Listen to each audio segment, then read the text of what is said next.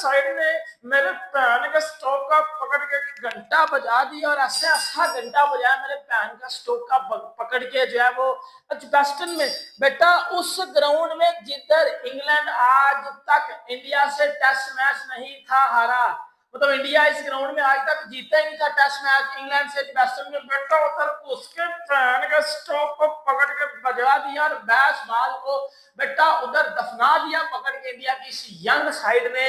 और किधर गए वो टट्टू उठा सामू पीली चप्पल निकलना बाहर आ वो टट्टू उठा रहे किधर गए जो भौंक रहे थे कि जी वो जी बुमराह को नहीं खिलाया तो देखना जी इंडिया ये मैच भी हार जाएगा, जी इंडिया ये कर देगा, जी इंडिया वो कर देगा। बेटा इंडिया ने आप सब के मुंह बंद कर दिए हैं और हिस्ट्री क्रिएट कर दी है एजबेस्टन में और इस ग्राउंड में। बेटा इंग्लैंड को ये बता दिया है कि बेटा लॉर्ड्स में भी हम जीत रहे और अपनी चढ़ियां चढ़ियां कस के आना। जरा एक सारी बात करता हूँ, सारे मैच की बात करता हूँ, सब एक तरह मेरी सुन लेना। जिस दिन ये मैच शुरू हुआ मैं पाकिस्तानी सोशल मीडिया देख रहा हूँ, मैं सब पढ़ रहा हूँ, हो बुमराह को नहीं खिलाया इंडिया हार जाएगा, ये पायल देंगे, ये कर देंगे। और दूसरा उन छनकनों, उन घंटों, उन बाजों को मैं एक चीज बता दूं जो ये बकवास करते हैं जगह जगह पे बैठ के, हे कोहली के बगैर इंडियन टीम, आज कोहली को निकाल दो तो इंडिया तो कुछ भी नहीं है, आज रोहित शर्मा को निकाल दो तो इंडिया की टीम तो हारना शुरू हो जाएगी, ये बुमराह को बॉलिंग में ड्रॉप कर दो या रेस्ट दे दो तो इंडिया तो फारग है। बेटा इस मैच में बुमराह भी नहीं था, इस मैच में आपका पापा विराट भी नहीं था और आपका बड़ा पापा रोहित भी नहीं था। इंडिया की यंग साइड थी, एजबेस्टन का ग्राउंड था, इंग्लैंड की माइटी इंग्लैंड थी, बैसबॉल वाली पैन के मकलम और पैन के स्ट्रोक वाली। शुभमन गिल यंग कप्तान था, इन एक्सपीरियंस इंडिया की फास्ट बॉलिंग लाइन। कहते हैं जीत के किसी के घर के अंदर घुस के उसको ऐसा हराओ कि उसको अगले मैच से पहले ये सोचना पड़े कि हम कुछ करें या ना करें, ये गलती ना हो जाए, वो गलती ना हो जाए। जिस तरीके से आज इंडिया जीता है, देखो हर चीज इंग्लैंड के फेवर में जा रही थी, वेदर इंग्लैंड के फेवर में जा रहा था, टाइम कम हो चुका हुआ था।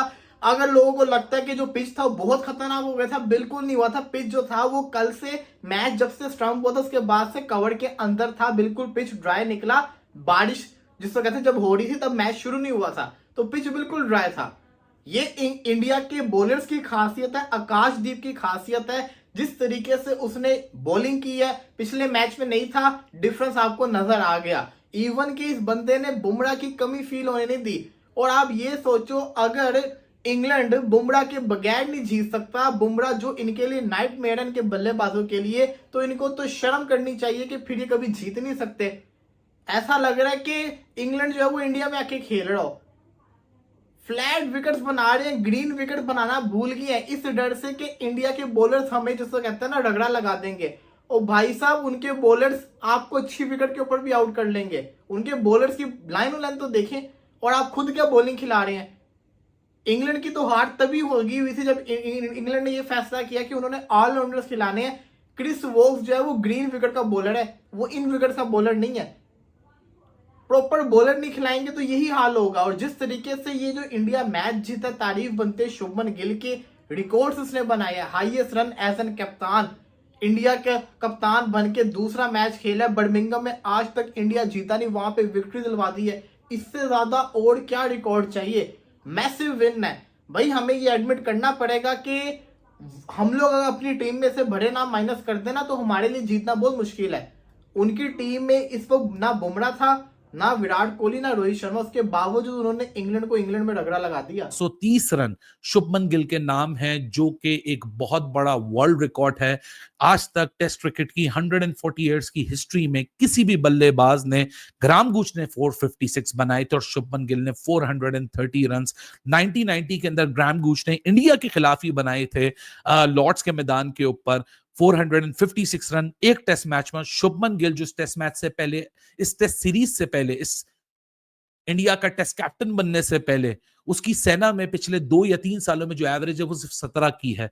इस टूर पे आने से पहले बहुत सारे सवालात थे, फिर स्पेशली इंडिया जो पहला टेस्ट मैच हारा उसके बाद सवालात और बढ़ गए।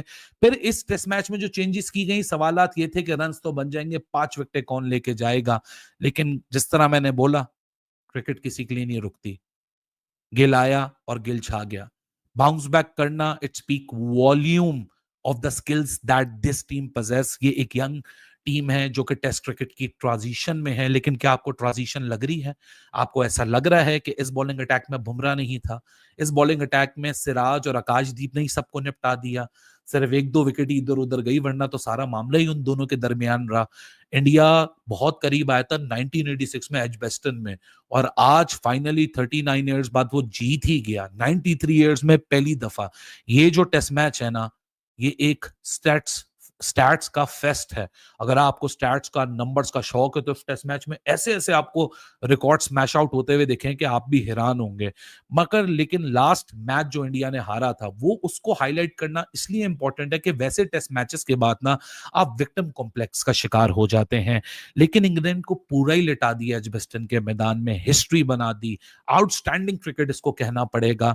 नई बॉल से जिस तरह फायदा उठाया गया, आकाशदीप ने जिस तरह एक अनप्लेएबल डिलीवरी जो रूट को डाली, हैरी ब्रूक को डाली, जो कि शायद इंग्लैंड के इस बॉल बैटिंग अटैक की सबसे मजबूत तुरंत बाद उसका, जब ही वो 16 इयर्स ओल्ड, उसका बड़ा भाई पास्ट हुए। 3 साल तक उसको क्रिकेट से दूर रहना पड़ा, बिकॉज आर्थिक बड़ी तंगी थी, पैसे की बड़ी कमी थी।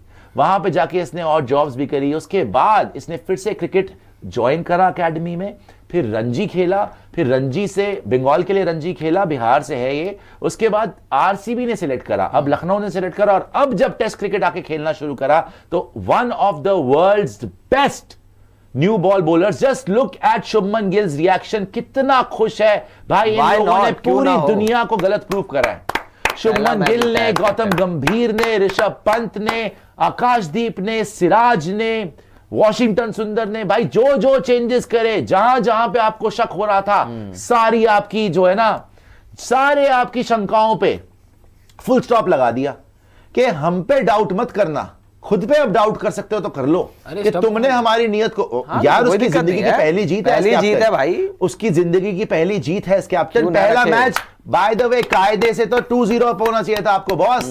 और इंग्लैंड की जो हेकड़ी थी, बेन स्टोक्स की जो बदतमीजियां थी, जो एरोगेंस थी, मिट्टी में मिला दी भाई आपने, मिट्टी में मिला दी, कुचल के रख दिया। ये जो व्हाइट एरोगेंस थी ना इनकी कि हम तो बहुत बड़े, और अभी भी एरोगेंस से बाज नहीं आ रहा, अभी भी हंस रहा है, तालियां बजा रहा है। अबे 300 350 रन से मैच हार गए। गौतम गंभीर, कब देखा आपने गौतम गंभीर को हंसते हुए?